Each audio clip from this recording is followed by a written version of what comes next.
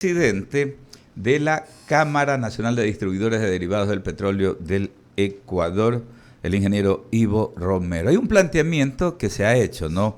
Ya nosotros más temprano en esta emisión, en este despacho de noticias, pues dábamos cuenta de lo que ocurría durante estos últimos días, ¿no? Los asaltos a las estaciones de servicios, a las gasolineras a lo largo del país es algo que marca mucho la actividad, incluso esta amenaza, las extorsiones, la colocación de explosivos, en fin, una serie de situaciones que han generado pues que se plantee reiteradamente la necesidad de fortalecer la seguridad en las estaciones de servicio. Ingeniero, qué gusto tenerlo en nuestro noticiero. Básicamente, ¿cómo resumen este planteamiento? Que vuelvo y repito, no es de hoy, es reiterado. Bienvenido. Muy buenos días, Alberto, y por su intermedio, un saludo a toda su distinguida audiencia. En efecto, esto no es nuevo. Recordemos que entre noviembre y diciembre nosotros tuvimos ya 12 atentados terroristas y la semana anterior tuvimos dos, uno en Quitumbe, en Quito, y otro atrás de la isla Trinitaria, junto a una estación de servicio. Esto se vuelve cada vez más grave. Por suerte, no hubieron explosiones mayores. Hemos insistido, hemos explicado al gobierno que una explosión mayor no solamente afecta a una estación de servicio, sino puede haber un efecto catastrófico, varias manzanas a la redonda, si es que se produce una explosión mayor. Hemos puesto varias cartas al presidente de la República y también a los ministros del ramo relacionados a este tema, a los tomadores de decisión. Pensamos que basta un militar armado en cada estación de servicio en las zonas críticas donde se han dado este tipo de atentados como un elemento disuasivo. Es una solución rápida, no necesita pasar por la Asamblea porque no es ningún tipo de ley. Y puede prevenir catástrofes como las que estamos mencionando. No ha habido ninguna respuesta, no lo entendemos.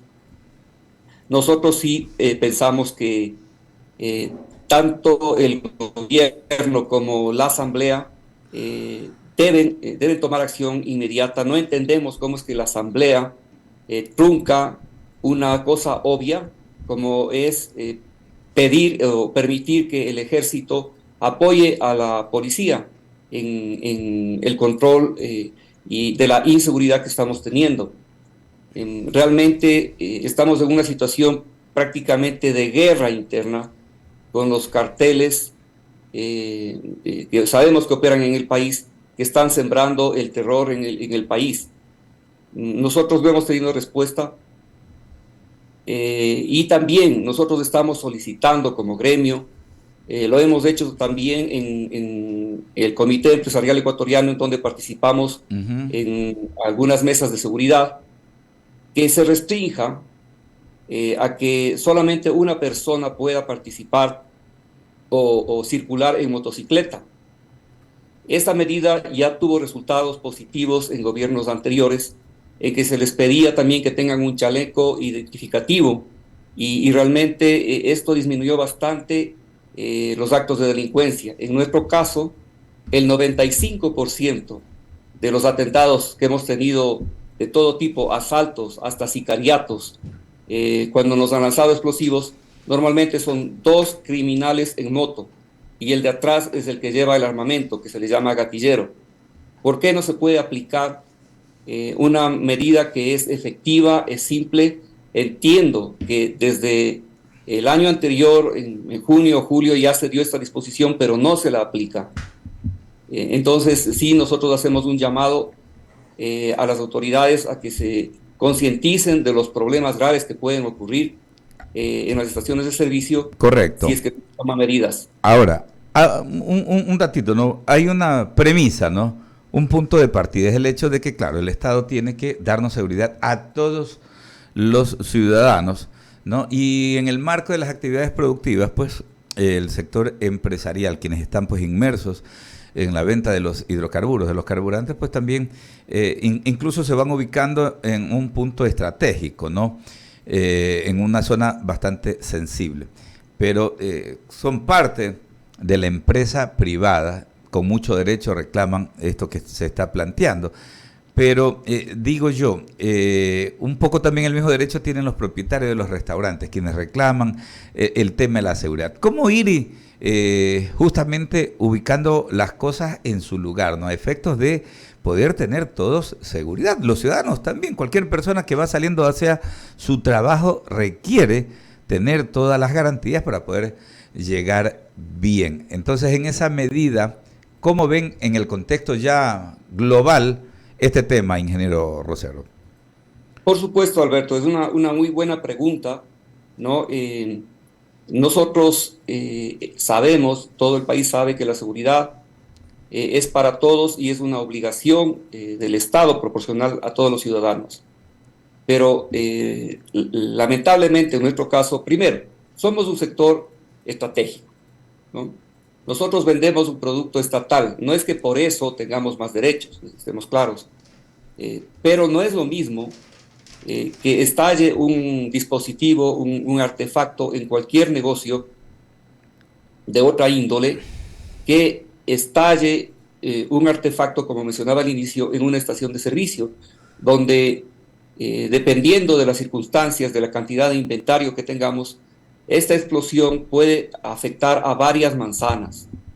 No se trata de proteger a un negocio solamente, sino proteger a toda la comunidad aledaña, porque si llega a darse, que como repito, insisto, no se ha dado una explosión mayor, podrían darse afectaciones a varias manzanas, efectos catastróficos como un escenario de guerra. Entonces, es responsabilidad del gobierno, ¿no?, dar protección a la comunidad que puede estar en riesgo ante este tipo de atentados, como ha sucedido en otros países, en México, porque estas ideas no es que nacieron aquí. Nosotros entendemos que esto viene de afuera, en donde se dan atentados como los que intentan hacerlo aquí, en el Ecuador, y afortunadamente no se han dado cosas mayores.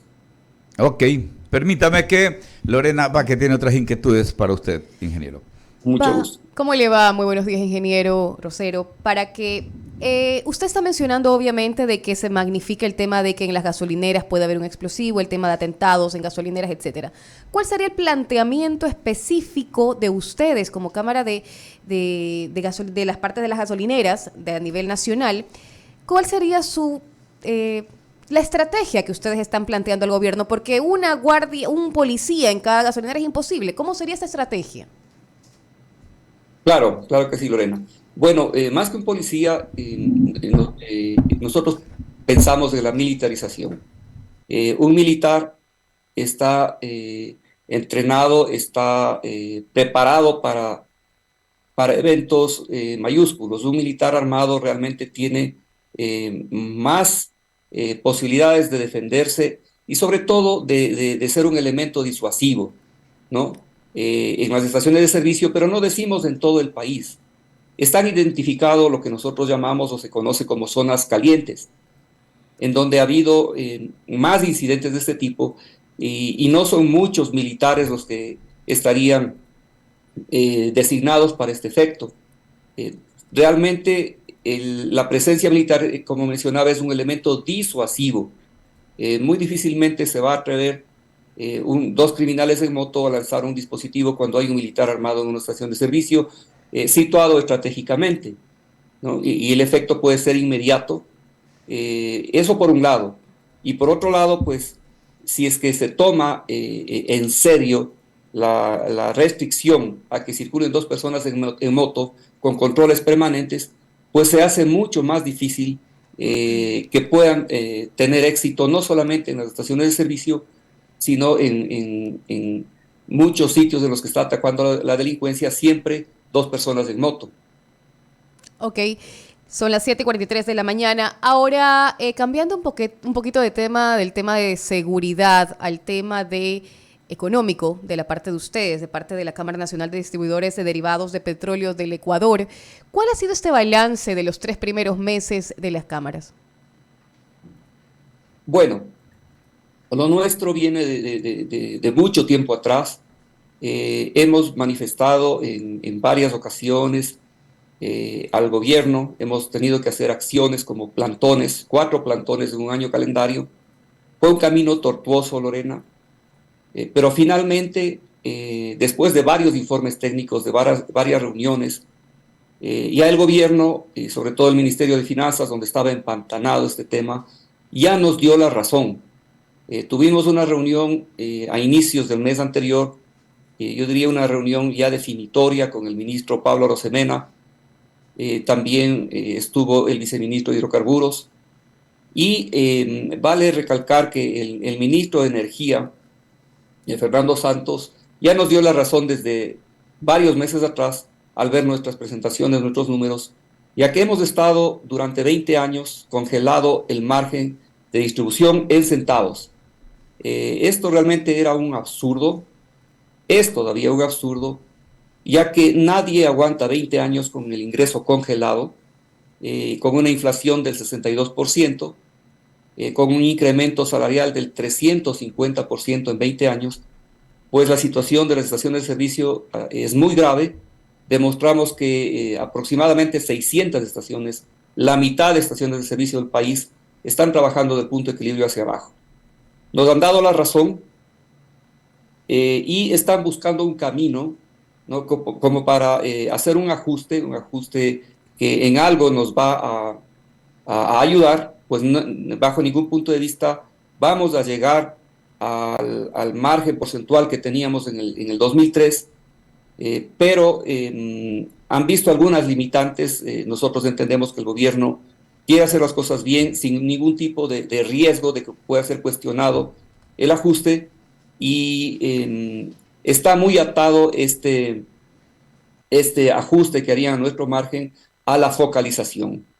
Nosotros respetamos el criterio del gobierno, pensamos que si ya se dio un incremento de precios a lo largo del 2021, recordemos que se incrementaba, por ejemplo, en la extra a razón de 10 centavos por galón, nosotros pedíamos 5 centavos de esos 10 que pudo darse en cualquier mes del año 2021, porque esos 5 centavos ya se nos otorgó en octubre del 2019, pero recordemos que solamente duró 10 días por el paro indígena, pues entonces ya tenían las fuentes como para ajustar nuestro margen, pero nos han explicado que debe darse en el mismo acto administrativo. Es algún tema legal que el gobierno quiere cubrirse, quiere blindarse para cualquier cuestionamiento. Entonces nosotros estamos trabajando, ya hemos trabajado en una mesa técnica, de hecho la semana anterior, para ver la forma, es decir, ya superamos la difícil etapa en la que tuvimos que lidiar con los mandos medios, que tenían incluso informes sesgados, increíble, demostramos sus errores y finalmente ya los ministros nos han dado la razón. Entonces ahora estamos en el cómo y en el cuánto, y es un gran avance y hay una esperanza por fin en nuestro sector. Y esto también está atado porque hemos sido cuestionados, hemos sido criticados de por qué nosotros no tomamos acciones contratando seguridad privada para defendernos, ¿no?, de los ataques terroristas. Pues la respuesta es muy simple. Nosotros dejamos de tener seguridad privada prácticamente todas las estaciones de servicio hace más de 15 años, porque ya no tenemos los fondos como para hacerlo. Hemos ido reduciendo personal, hemos ido realmente ajustando los costos muchísimo más que nuestros colegas en la región andina, para ver algo cerca. Por ejemplo, nosotros tenemos un margen hoy día en la gasolina extra de aproximadamente 16 centavos por galón, congelado, ¿no?, en centavos, a compartir con el transportista y con la comercializadora. Pero en Colombia, ese mismo galón de gasolina tiene un margen de 33 a 35 centavos, más del doble de lo que tenemos en el Ecuador, con un sueldo básico de $220, menos de la mitad del sueldo básico, uno de nuestros principales componentes del costo. Y en el Perú, ese mismo galón tiene un margen de 28 centavos. Entonces, esto demuestra lo absurdo que vivimos las estaciones de servicio con 16 centavos por galón, que está congelado desde hace 20 años. Entonces, por eso es necesario una acción del gobierno rápida ante esta gravísima crisis que estamos viviendo de inseguridad en el país, apoyándonos con un militar armado en las zonas más críticas. 7:48 de la mañana, estamos hablando con Ivo Rosero, él es el presidente de la Cámara Nacional de Distribuidores de Derivados del Petróleo de Ecuador. Ingeniero, continúa la entrevista Enrique San Martín, a quien damos la bienvenida. Gracias, Lorena. ¿Cómo está, ingeniero? Buenos días. Sí, efectivamente preocupa el tema, usted lo ha señalado. Llevaron casi 10, 15 años puntualmente las estaciones de gasolina sin este servicio de seguridad, pero el tema cambia y entiendo perfectamente también que el sector ha sido bastante golpeado y que incluso los recursos en algún momento por toda esta situación pueden afectar, ¿no? Porque están pidiendo protección, que en este caso debería ser el Estado, ¿no? Entiéndase. Ahora, independientemente de ello, ingeniero, no sé si Lorena habrá abordado el tema. El jueves, si mal no recuerdo, hubo la primera o una de las tantas mesas técnicas donde trataron precisamente el tema del subsidio a los combustibles. Si nos podría usted puntualizar cuál fue el resultado, porque entiendo que esto puede ser simplemente uno de tantos reuniones que ojalá terminen y lleguen a buen puerto. Por supuesto, Enrique, le agradezco su pregunta, Enrique. Tuvimos la primera mesa técnica el jueves anterior, la primera. Tómese en cuenta que nosotros venimos pidiendo desde hace más de un año participar en las mesas técnicas de la focalización, pero no se nos había permitido. Realmente en esta mesa técnica hubieron avances importantes en cuanto a la metodología de cálculo del margen, cómo debe ajustarse a nuestra realidad. Nosotros creemos que la metodología es adecuada. Están utilizando el método WACC, que es el Weighted Average Cost of Capital, que es el costo promedio ponderado de capital, que determina pues cuál es el fondeo que debe tener un nuevo proyecto, tanto con recursos propios como con deuda. Eso está bien y obviamente tiene, sin entrar mucho en la parte técnica, que compararse con la tasa interna de retorno para ver la viabilidad de cualquier proyecto. Pero más allá de eso, nosotros tenemos una gran preocupación porque como está concebida la focalización, pensamos que va a fracasar. Creemos que los indígenas han sido mal asesorados y se han puesto una camisa de fuerza que impide que realmente se llegue a una solución rápida para lo que ellos están solicitando. Nosotros pensamos que la focalización puede fracasar por 3 causas. Yeah. La primera es que la mitad de las estaciones de servicio del país no tienen un sistema de facturación automática. Tienen facturación electrónica, que no es lo mismo. La facturación electrónica es simplemente un computador que está en las islas, donde un islero, el vendedor, digita la cantidad manualmente y se dispara una factura electrónica y se cumple con lo que pide el SRI. Pero la facturación automática es un sistema de facturación que está atado al dispensador. Es decir, la transacción sale desde el dispensador y en forma automática se da todo el proceso y también se genera una factura electrónica. Si solamente la mitad de estaciones de servicio en el país tienen facturación automática, cualquier software de focalización tiene que atarse necesariamente a un sistema de facturación automática. ¿Cómo se va a hacer con las otras estaciones de servicio que incluso tienen dispensadores mecánicos? Entonces ese es un gran limitante. El segundo punto que nosotros vemos como un obstáculo es que para que tenga éxito la focalización se necesita un internet de alta velocidad en todo el país y eso no existe. Así es. ¿Por qué se necesita un internet de alta velocidad? Porque una vez que llegue el focalizado, se va a identificar al focalizado a través de un código QR, de un lector de placas. Hay varias formas de que un sistema tecnológico identifique al focalizado. Esa transacción tiene que validarse en nanosegundos con 4 bases de datos, aunque nos han explicado que van a tratar de unificar la ANET, el SDI, el registro civil, etc. Y eso no va a ocurrir. Nosotros vivimos todos los días el problema de tratar de comunicarnos con el SRI, pues la página está lenta, no se logra comunicar, lo mismo con las ARC. Imagínense cuando haya millones de transacciones que tratan de validar con esa base de datos, van a haber problemas en las estaciones de servicio, se van a formar colas, y nosotros vamos a tener que dar la cara a esa situación. Ese es el segundo problema. El tercer problema tiene que ver con la liquidez. Si nosotros compramos un combustible caro, por llamarle de alguna forma, o sea, sin subsidio, para vender barato a un subsidiado, ¿cuándo nos van a devolver ese flujo de caja? Nosotros podemos, en pocos días, estar en una situación de iliquidez, de quiebra, si es que no se nos devuelve rápido ese dinero. O sea, recordemos que el gobierno ha tenido históricamente un problema en devolver, por ejemplo, al IES, a Solca, a los buses urbanos de Quito les deben como $70 millones desde hace muchísimos años. Entonces, el historial de cumplimiento en estas devoluciones no es bueno en el gobierno. Pero, señor Rosero, una pregunta adicional, estamos ya contra el tiempo. Claro.